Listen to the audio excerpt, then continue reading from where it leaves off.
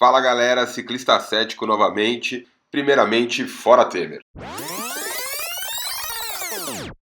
Nesse vídeo irei abordar algumas das críticas que são apresentadas contra o argumento do ocultamento divino e os problemas que eu vejo com tais críticas.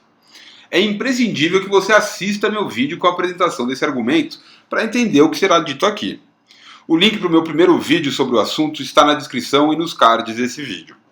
A maioria das críticas costumam ser decorrência de uma má interpretação das premissas do argumento. As poucas críticas que realmente se aplicam são em relação à premissa 4. Vamos começar pelas críticas que são decorrência de uma má interpretação do argumento. A primeira é dizer que este argumento é uma tentativa de exigir que Deus se comporte de um determinado jeito.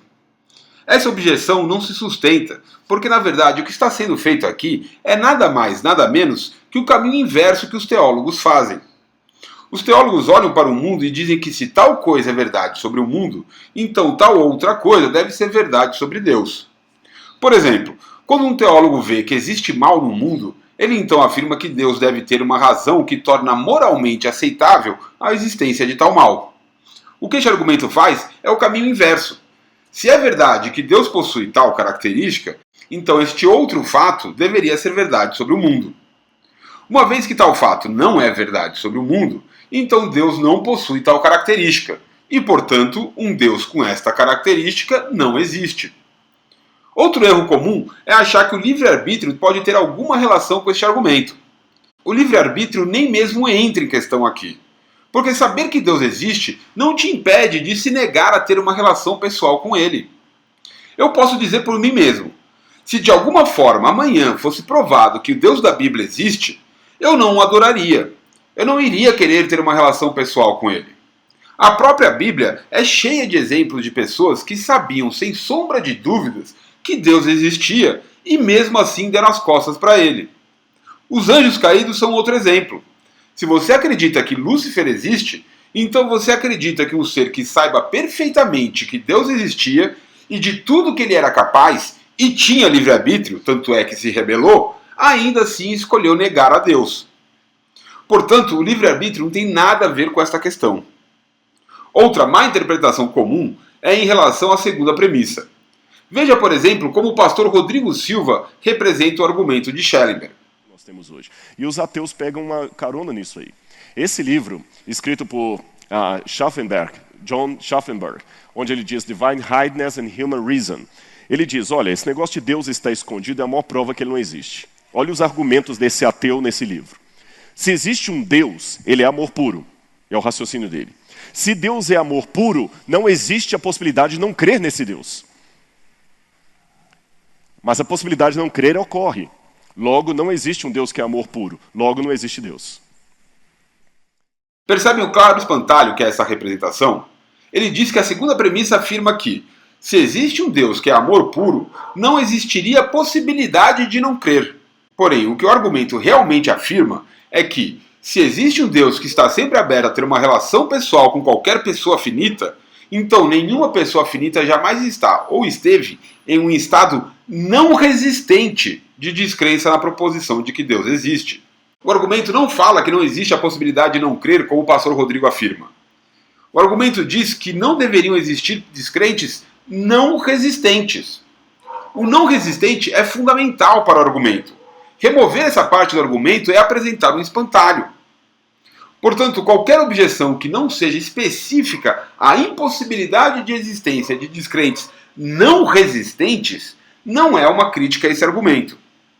Outro caso desses é a crítica do cristão contemporâneo, apresentando exemplos de pessoas que são ou eram resistentes a ter uma relação com Deus. Ok? Então, sendo assim, como o caso de Friedrich Nietzsche, ele fala que ainda que se tivesse argumentos a favor da existência de Deus, eu não acreditaria. E ele é bem enfático. É a minha preferência que decide contra o cristianismo, não os argumentos. Ou seja, ele não quer ser cristão. Porque ele não quer. Não é porque tem um motivo, é porque ele não quer. Entendeu? Então, assim, o fato de que não há pessoas que acreditam em Deus, o fato de que há argumentos em favor do ateísmo, não prova que Deus está oculto, que Deus não está nem aí para nós, ou que Deus não existe, ou que ele é perfeito em amor. Então, acho... A existência de descrentes resistentes a uma relação com Deus não tem absolutamente nada a ver com esse argumento. Esse argumento fala exclusivamente sobre pessoas não resistentes. Existem pessoas que não querem. Acabou, fazer o quê? Você vai forçar elas? É isso que Schellenberg e os defensores do argumento do ocultamento divino estão sugerindo? Que Deus forçasse as pessoas, forçar que as pessoas se convençam livremente de que Ele existe. Isso faz sentido? Não, Gilberto, não é isso que o argumento afirma. Na verdade, o que realmente não faz sentido para mim é como alguém que tenha lido o livro do Schellenberg, como você afirma ter feito, possa ter esse entendimento tão errado do que ele disse. O Schellenberg está falando exclusivamente de pessoas não resistentes, pessoas que querem ou queriam ter uma relação pessoal com Deus. Em nenhum momento ele fala em forçar alguém a querer algo. No episódio 210 do podcast Atheistically Speaking, que vou deixar o link aqui na descrição, o apologista Blake Guilta apresenta várias objeções ao argumento do Schellenberg. Todas as objeções que ele apresenta caem nessa categoria de má interpretação do argumento. Eu vejo problemas específicos com os exemplos que ele apresenta. Se alguém quiser minha opinião a respeito de algum desses exemplos, deixe um comentário que eu responderei. Mas para esse vídeo não ficar muito longo, irei somente apontar o fato de que todos os exemplos dele são referentes a Deus se mostrar para alguém não resistente que já é descrente. Porém, o argumento do ocultamento é sobre a existência de descrentes não resistentes. É sobre essas pessoas existirem e não sobre o que aconteceria após Deus se mostrar para elas. Acredito que essas sejam as principais objeções que se encaixem na categoria de má interpretação das premissas do argumento. Vou deixar um link para uma lista com uma bibliografia a respeito desse argumento. Nela existem mais de 150 livros e artigos, tanto defendendo quanto atacando o argumento. Deixo ela tanto como uma fonte para consulta para quem quiser conhecer melhor o argumento, como evidência para os que acham que este argumento é simplesmente: se existem descrentes, então Deus não existe. Afinal, se o argumento fosse assim tão simples, não seria esperado que tantos livros e artigos tivessem sido escritos sobre ele. O que será que é mais provável? Que um monte de filósofos e teólogos estejam perdendo seu tempo com algo tão básico, ou que você não tenha entendido exatamente o que é que o argumento está dizendo? Vamos agora às objeções que não se encaixam na categoria de má interpretação do argumento. Como disse antes, elas são quase que exclusivamente em relação à premissa 4, que diz: algumas pessoas finitas estão ou já estiveram em um estado não resistente de descrença em relação à proposição de que Deus existe.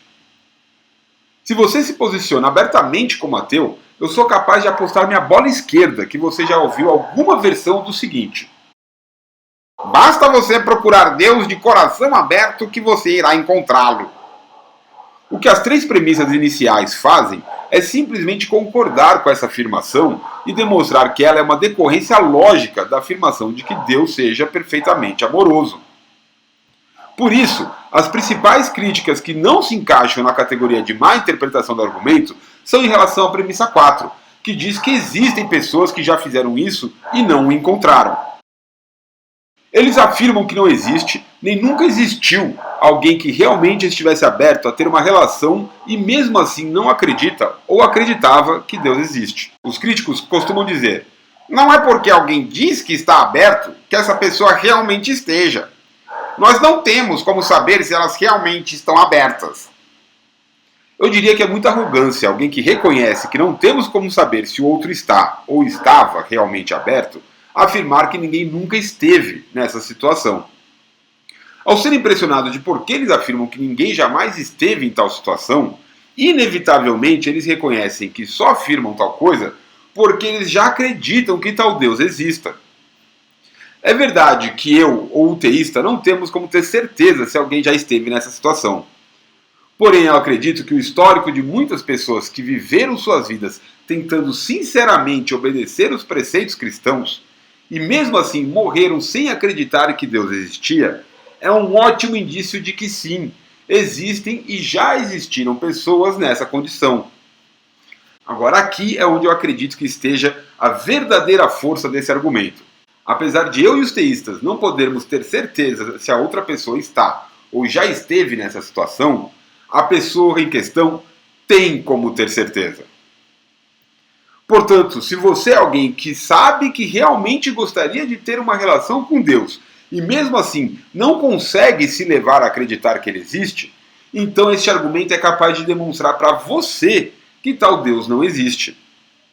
Pode ser que você jamais consiga convencer um teísta de que você realmente está aberto a ter tal relação. Mas se você sabe que está verdadeiramente aberto, então você sabe que não existe um Deus perfeito em amor.